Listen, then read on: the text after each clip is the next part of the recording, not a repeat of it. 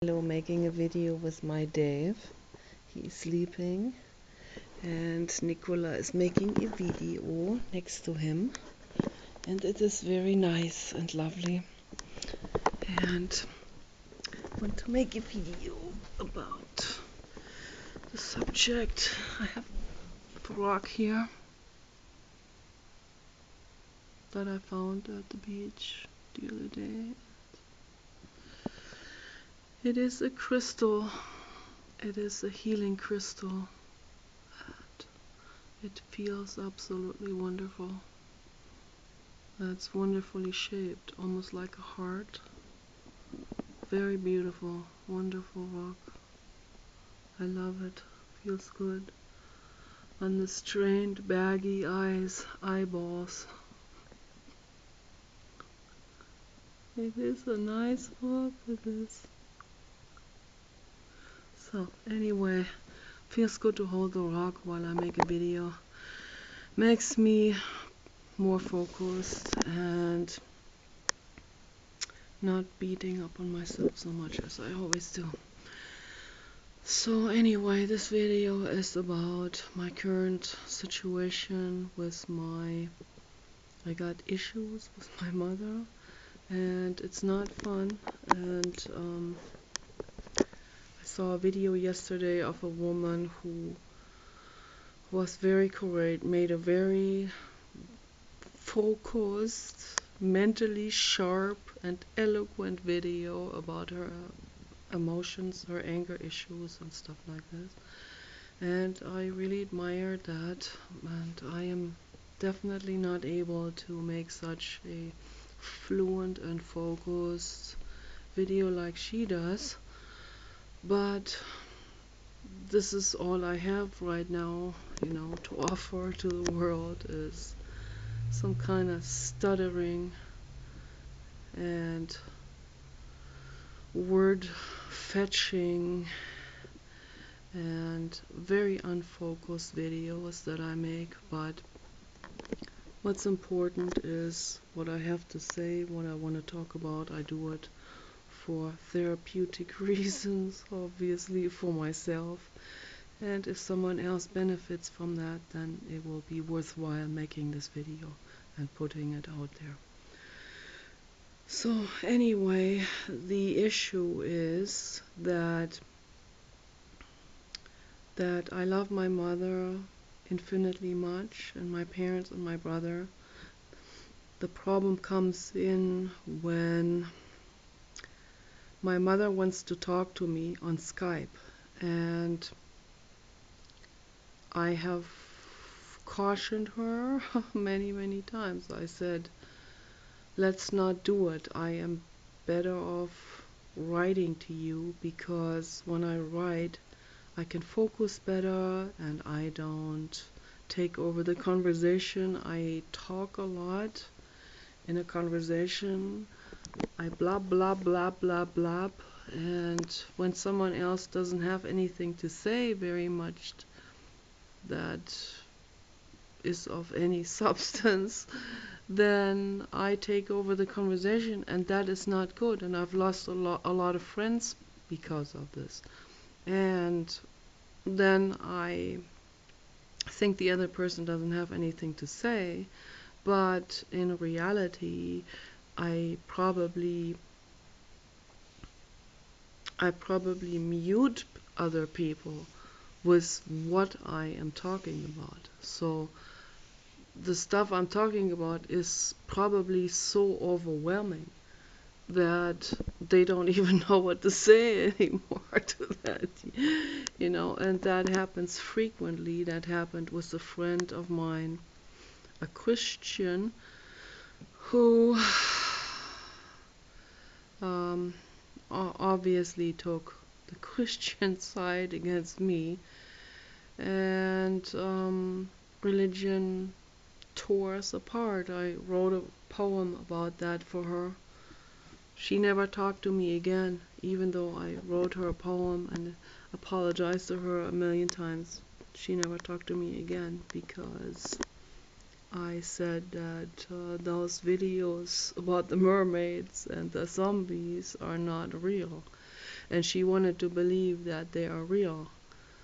She wanted that to believe to be more real than Jesus walking on water, actually, So that was even more of some kind of identification with those videos, or with believing in those videos for some reason was very important for her. And I took that away, and I said, you didn't read the fine print at the end of that documentary film.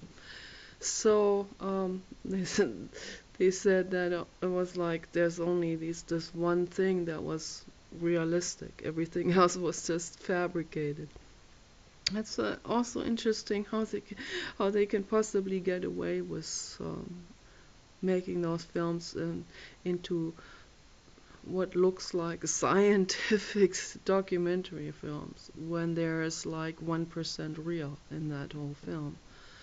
And it's kind of like a shock value type of thing. And apparently, people gravitate towards that because it makes them feel better. It gives them something.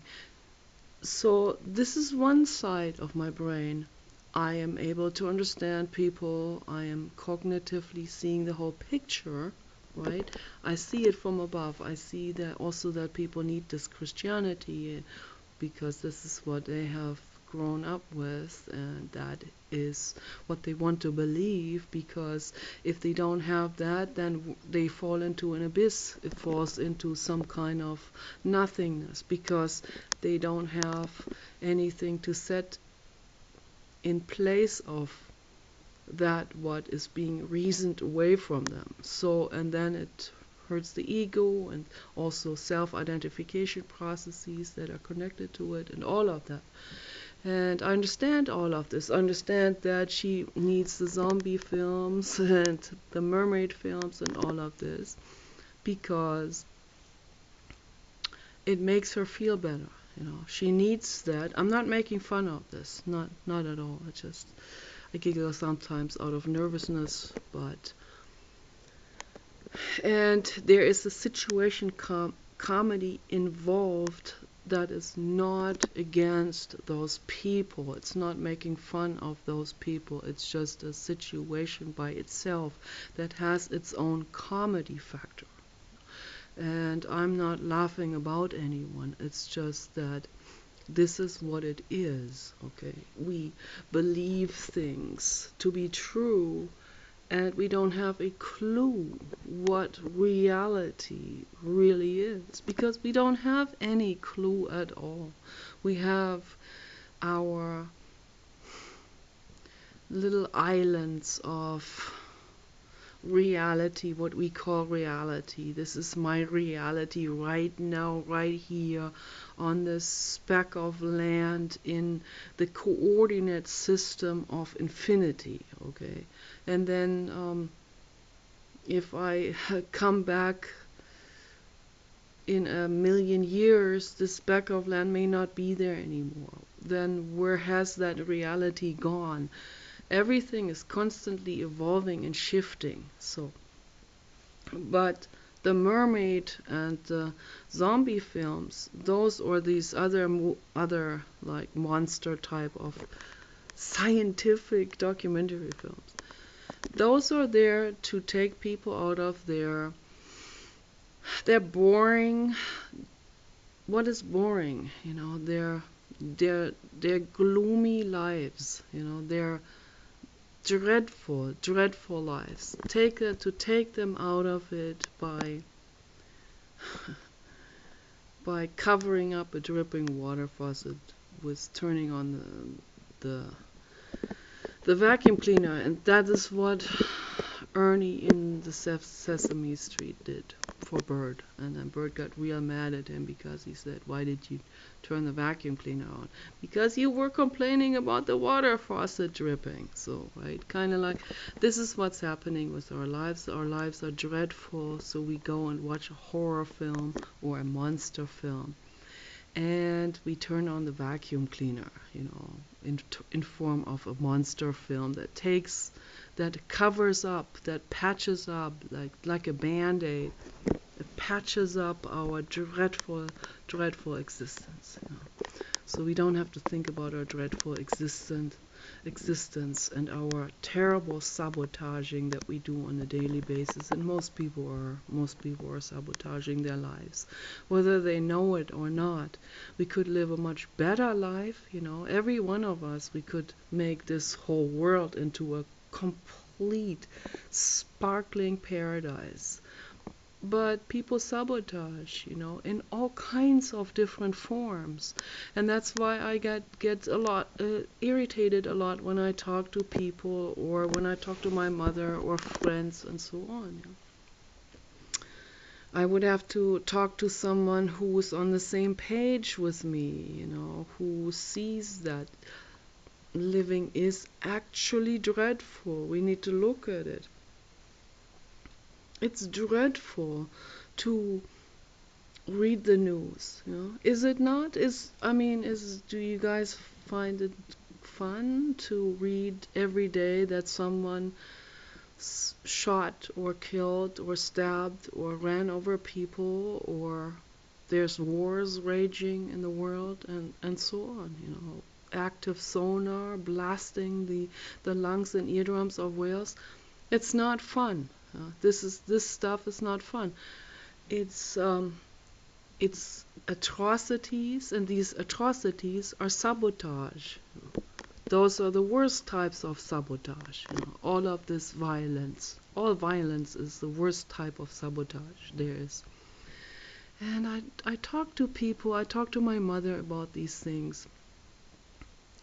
This is when I take over the conversation, because as an activist, I see all of this. So how do we fill our silence on Skype? Should we sit there for an hour and just say nothing? Or should I use that as an opportunity to tell her what's going on and what I'm doing and what I'm thinking about, what I'm worried about? How my life is dreadful, and what the reasons are, and why am I so worried for the world? But she doesn't want to really hear about it. She doesn't want to believe it. Therefore, she doesn't believe it. If I can pull the wool over my eyes and say, what a wonderful world, then yeah. Then I guess then the ego attaches to that image of this wonderful world, and someone who says, wait a minute, I just saw this in the news. Do you see it that way? She learned that from someone else who learned how to deal with difficult people, obviously. She is learning now how to deal with difficult people. And she's applying it in the conversations with me, and she thinks I don't notice that. But of course I notice all of this. I notice her whole brain processes, all of it. I see it all. And the ego doesn't like that I see these things. So people who see someone who see them fully, they're afraid of them. It's like Medusa. Ooh, Medusa looks right into my brain. Medusa can read my mind. And so yeah, a Medusa like myself doesn't have friends because of that. That's why I have my tablet. Yes. But I have a friend now. I have a friend named Susan. Susan, I love you. Yeah. So I'm very deeply grateful for everyone who is not afraid of Medusa, but who is... I guess I got some gray hair here. It's not fun. I just colored my hair and I already got some crinkly gray hair coming out. Yeah, this is life. That's life. Yes. This is the existence. This is This is the life existence. Whatever. Yeah, this is learning. These are all learning experiences. But the worst part is when my own anger comes up, and I know why the anger comes up. You know, I didn't need to have that anger because I see the situation, I see the people, I see their dread, I see their sabotage and what they're doing and what they're thinking and how they are making their lives miserable and how they could make it better, but they don't want to make it better because the ego stands in the way. So the ego doesn't want to accept advice from someone else because that would hurt the ego, because accepting advice from someone else would mean that they are probably thinking that they would have to admit some weakness, or that they would have to admit that they were wrong, and that's very difficult for people to do. So then it's better if they continue this very miserable existence and suffer or pay a very large price for keeping this facade, this keeping this mask up to themselves, this mask of being untouchable, being this mask of being knowing it all and being so much wiser than anyone else and knowing reality which no one knows.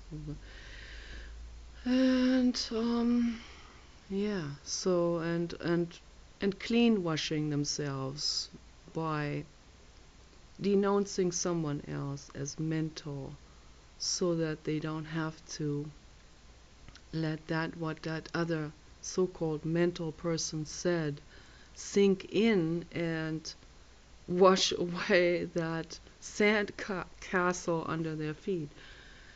The sand castle of self-images, projection images to other people, you know, ideas of how the other person's supposed to be and what role that other person's supposed to play in their lives, how he or she is supposed to cater to your neurotic needs to keep your sand castle up. Sorry, that is not my mission in my life, to keep anyone's neurotic, self-sabotaging sand castle up, or armor, or whatever, or ice armor, or ice walls. So why should I keep that refrigerated? I don't. I'm coming in with a very warm hair blower, hair dryer, with warm love air that I blow right onto that ice castle, and then the ice castle starts to melt, and the shivering ego is standing behind it, and kind of like David Blaine, with Beetlejuice, and coming to him and showing him the finger. This is kind of like that's kind of like how I feel. I feel like, yeah, I see you there behind your ice castle, but hey, I show you, here's warm air, and we're eating ice cream, and we're having a good time, and why are you behind this ice castle? To prove something to yourself or to others? This is a metaphor, but it actually, this metaphor applies to the very metaphor I'm using, so it applies to the subject of that metaphor as well as it applies to everyone else. You are doing this because you're trying to prove something to the world. You stop your breathing until your mouth gets blue, and then what for? To prove something to other people that you are this amazing stunt person and all of this.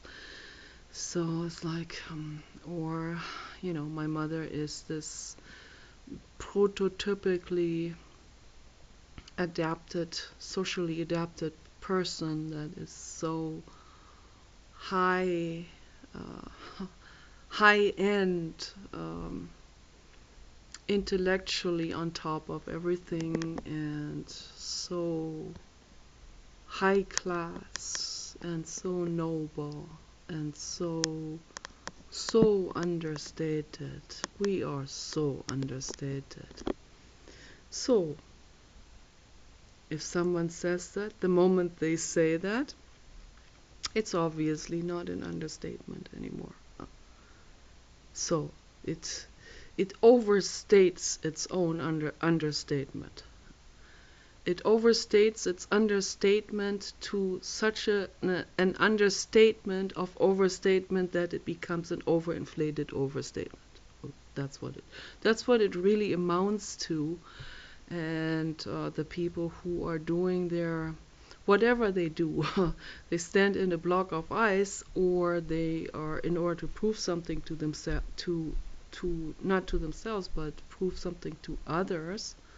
You know, like, I am grand. I'm not talking about the Iceman right now. Matter of fact, is the Iceman is actually the opposite of that. Okay, thank you. The Iceman, Wim Hof. I'm making video talking about the Iceman. The Iceman is actually someone, he may be also a daredevil in his own ways, more daredevilish in his actions than anyone else's. But he doesn't do it to be a daredevil. He doesn't do it to brag or to show off. He does it for some other reasons. He wants to he started out doing this to control his thoughts and his state of mind and his state of body. Okay, so because of the story that he has gone through, and anyone who's interested, read about it. I'm not gonna explain this now, but that guy is amazing. You know, he wanted to know whether we can learn to actually control our states, our physical and our mental states. And he found out that it is possible, that we can do it. We can totally do it. And I am learning a lot from him, and I've already applied what he has taught in those meditations. For example, to control your body temperature, to balance your body temperature, and also to control pain or painful thoughts or your immune function. I have been able to fight off an entire intestinal flu with this. In one night, I was able to do it. It's pretty amazing. It's not that difficult. You just have to put your mind into it, and really stick with it. Keep this going. Keep this rolling. And stick with it. It's just a matter of focusing on it, and getting into it, and really believing it. Not just believing, not like, oh, I'm believing this now, or I'm getting into this self-illusion or something, but really believing it, like as a knowing. You can focus your brain into something like this, into a state of knowing that your immune system is now eating everything that's not belonging into your body. Anywhere in your entire body, in the entire coordinate system of your entire system, all the way into your hair, into your hair molecules, and into the roots of your hair, into the cells of your hair that generate this material called keratin. So into every every spot, every like skin formation that's all being dissolved and eaten, and all the gallstones are being dissolved and eaten, and it really, really works. I even did it with my gallbladder, which was hurting, so I assumed there was some hardening stuff in there, and my liver, I have high liver values, and they warned me about this, and I was raw food for 3 weeks, and my body started to completely heal up. I lost weight, and I was starting to become very healthy, and then I fell back because, when two people are addicted and they live together, one quits, the other one continues and holds the stuff in front of your face. It is very difficult to stick with this and to keep it going. It requires Herculean mental strength and stamina, which I don't have. So I'm just a regular old clown who has addictions and weaknesses, and when I buy chocolate, I eat 3 bars of chocolate at once, and I won't have any for the next day or the day after that. So it's like, yeah, it's craving and addictions and all of this, but all of that is a more honest state of mind than someone who lives in who has made himself into a crystallized ice structure. So that is definitely not by crystallized I mean made created a fake armor, an egoic armor, mentally thought crystallized, not in a good way crystallized. So yeah, the crystals, the actual crystals, they are good. There's a good structure in them, and that structure is very healing for us, and the energy of that can restructure our own cells, actually, which is amazing. That's why I have a pink moonstone, a very large one, this big, in the jacuzzi. And I put hydrogen peroxide in it also. And the water stays really, really good smelling and fresh for many weeks. So it's really amazing. And you have to change the water filters also. But I don't use any toxins. I use only natural earth materials like rocks, kaolin clay, sodium bentonite, diatomaceous earth, crystals, and shells, for example, and only good stuff, and spring water, and herbs and herbal oils and all of that stuff, and that's very, very healing. And but that's, again, I always talk about this in my other videos as well. But in regards to resolving anger, all I can say is, no one is, I don't think anyone is completely above generating anger. And anger is also a self-protection, of course.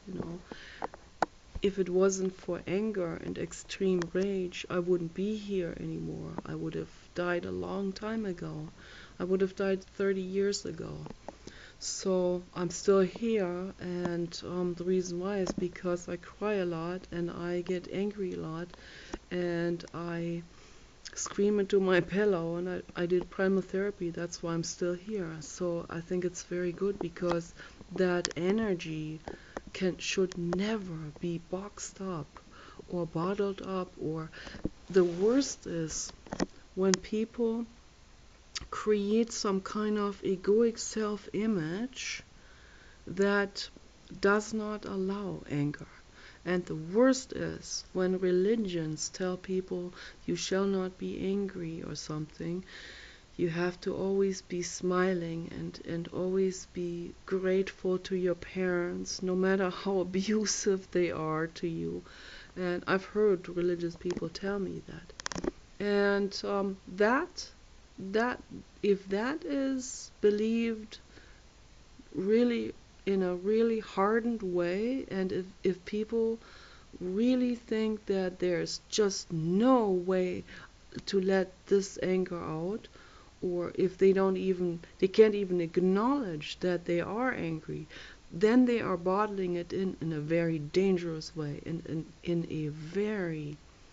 a very boxed up way, in a compacted way, so bad that it can either explode, as in the case of Elliot Rodger or the other terrorists out there that are exploding and starting to do horrible things, or it can implode.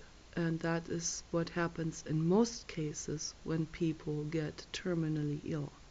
That's an implosion process of the body when people bottle something up that they don't they they don't even they bottle it up to the point where they don't even know that they have that emotion in the first place. So if they even knew they had this anger, I'm well, I don't have anger. I hear people say this, and then I see this hardened face and this and they get so angry, actually, when someone says anything that scratches on that foundation, unknowingly or knowingly. So then I see right away what's going on in those bodies and in those brains. How much they have bottled it up to the point where they don't even want to acknowledge to themselves that they are terribly angry at their parents, or at someone they know, or at their husbands who is supporting them and giving them and keeping up their self-image to society. Let's say, let me use an example. Let's take a beautiful movie star lady, and she's married to this beautiful movie star guy, and the relationship doesn't go very well, and she is holding on to it anyway, no matter what, because she doesn't want that image that is put out to the to society or to the magazines. She doesn't want that image to be ruined by divorcing him. She wants that image to stay alive of, we are this sane, healthy couple. And she wants to think of herself that she stays desirable, and that they have a harmonious relationship, and that they have many things in common, and that he really loves her, and all of that. So then when he starts cheating, and when I know people in my own family who act like that, and I don't know why this makes me so mad when someone takes abuse, or takes some any kind of abuse, or if it's not meant as an abuse but feels abusive, or it feels bad when the husband is desiring other women, and they still cling to it, not just cling to it, but they deny that this is going on. So where they can't, for example, I would be okay with an open relationship, because I know that people cannot be monogamous. Okay, but these type of people I'm talking about, they cling to this idea that a man and a woman should be together for the rest of their lives, and they should be like this frozen couple, like in a wedding dress, and it should be like this forever. and this is true love, and this is what their idea of true love is, and all of this. And this is totally false. It goes against biology and all of this. Okay, there's no such thing as faithfulness. Okay, so the only people who are faithful are the ones who have no chance to get a girlfriend or boyfriend. People who grow really old and ugly together just because they don't, there's no chance someone else will, go for them. So anyone who's still got a lot of stuff going for them, whether it's money's always the biggest luring medication in all of this, and or good looks or whatever, prestige, this great rock star scientist, oh, he has a 20-year-old little chicks after him and he is 70 years old. Okay, so anyway, it's just it's bullshit to believe that this guy will stick with a woman who has bags under her eyes. He will stick with her for other reasons then later on, because he loves her, or they're really, really, really loving each other. And maybe there is some kind of, that maybe the fulfillment is there also on a sexual level or something.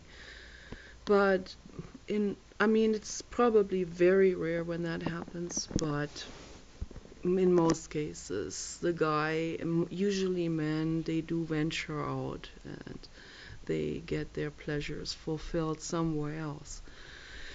And this is human biology, and it shouldn't be held against anyone personally. But it is very, very hard, particularly for those women who are in denial of this, who want to continue to think that they're still sexy or still desirable when they're not at all. I have seen women in their 90s who are very bitter that they're no longer desirable, and it makes me feel very sad. It makes me feel like I am so not going in that direction. So I don't even want to get that old in the first place, because I find that so obnoxious to start looking like that. I already find myself pretty obnoxious looking. But to get to that, I saw a real old woman the other day, like, looked like 90 years old. She was doing garden work. If she's happy, that's okay. I wish her the very best. I just personally could not go there. There is just no way I could ever let myself look like this, and like a old skeleton with white hair, and I just could not do it. It's just, I'm really sorry I could not do it. It's just too painful. And see, I am aware of all of these things. I am aware, and I have the courage to commit suicide. I do, when things get really shitty. I wanted to rescue Dave, so I want to be here for Dave. Dave is rescuing me, I'm rescuing him, so this is very good. But yeah, I have anger, I have feelings, I have an unbelievable turmoil of thoughts and pain and wishes and aspirations for the world. And I want to help. I want to help make things better. I want to help people so that they can be saner, so that they don't have to let their anger out on innocent beings around them, or so that they don't have to destroy the environment with their plastic surgery narcotics that are given to them while they're under the knife, and which is going into the groundwater. And you see, if you really get into it, you see a domino effect of all these different neurotic actions that people are doing that are so harmful to the planet. And you think, oh, just this one surgery doesn't hurt anything. There are millions of people that do the same surgery, and it does hurt the environment. There are billions of people driving cars polluting the planet. It hurts the planet. Okay.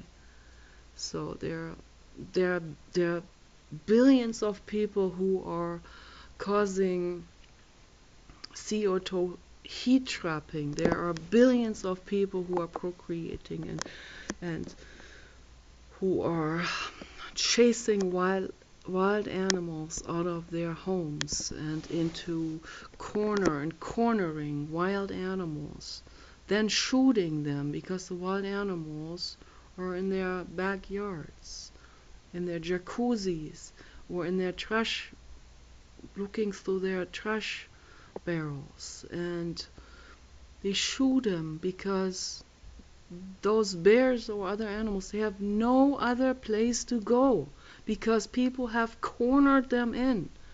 The people are urban sprawling the animals into a corner. Okay, more and more and more people are using pesticides. Some people deliberately make their car exhaust worse to make a statement, to the tree hugger.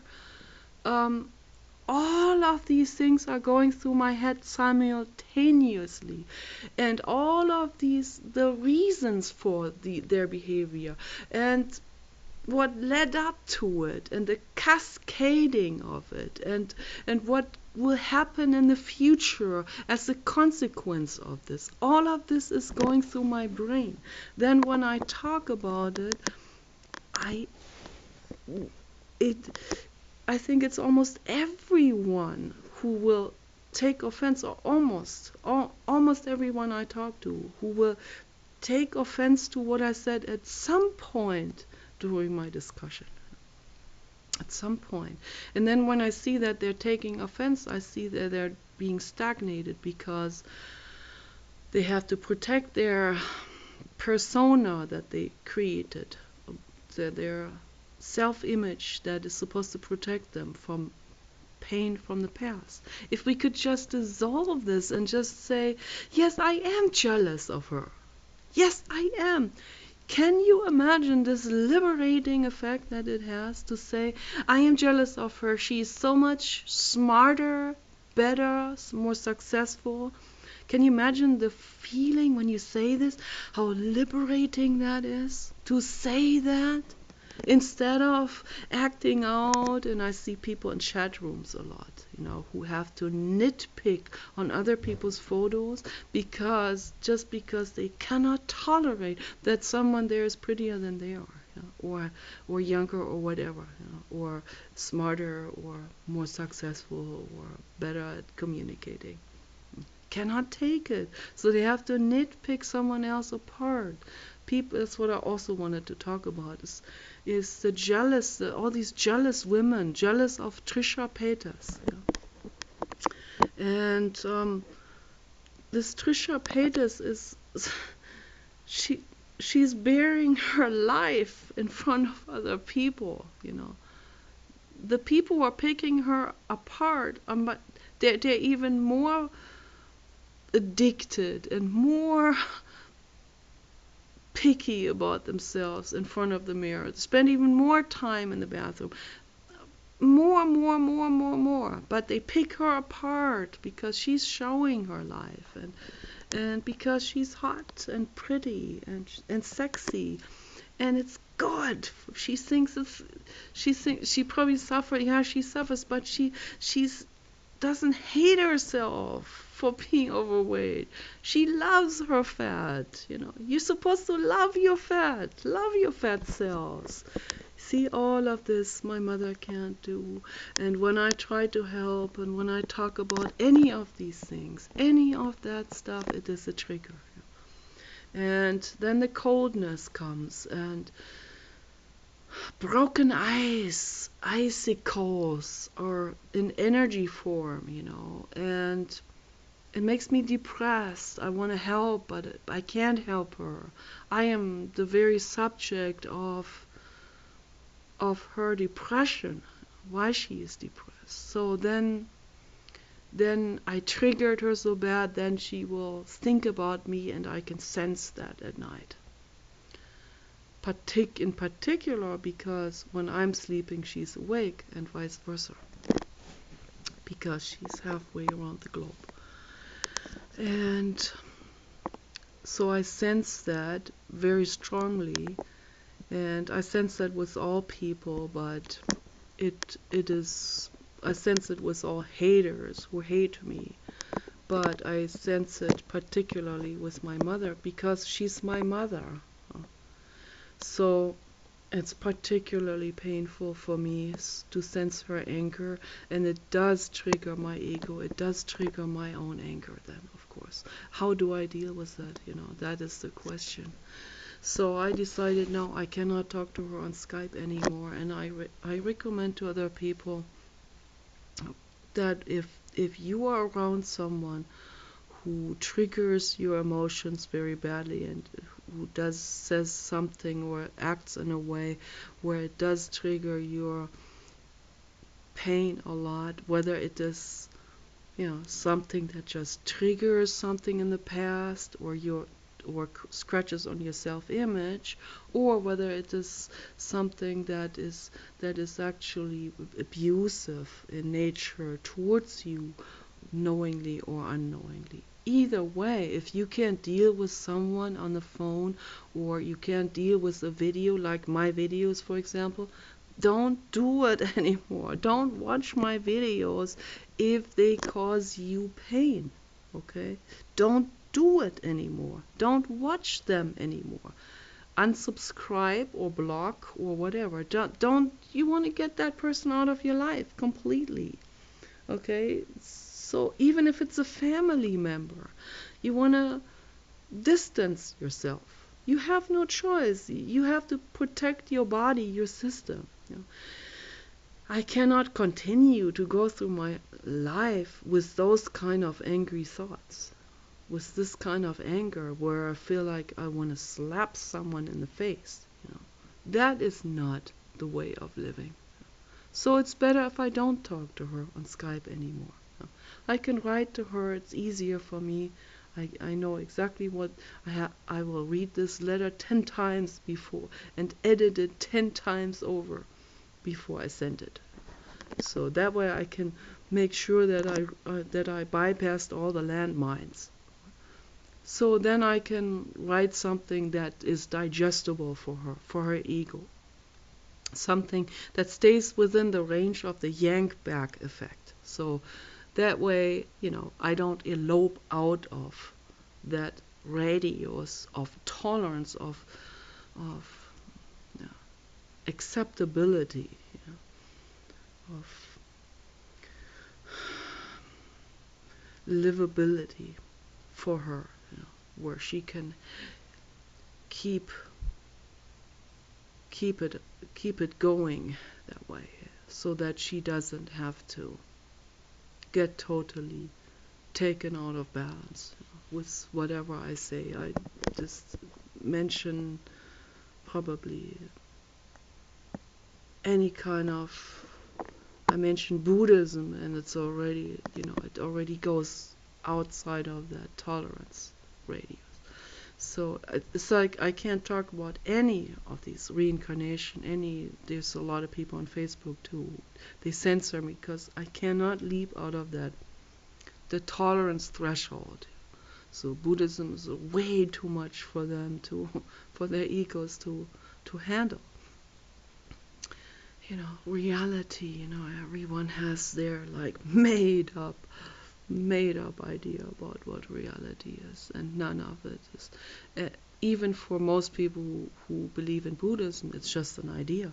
That's all it is. It's just a made up thing that someone else, or that idea that someone else gave them. Maybe the person who first thought it up is just, for them it's just an idea, it's just a concept, it's just a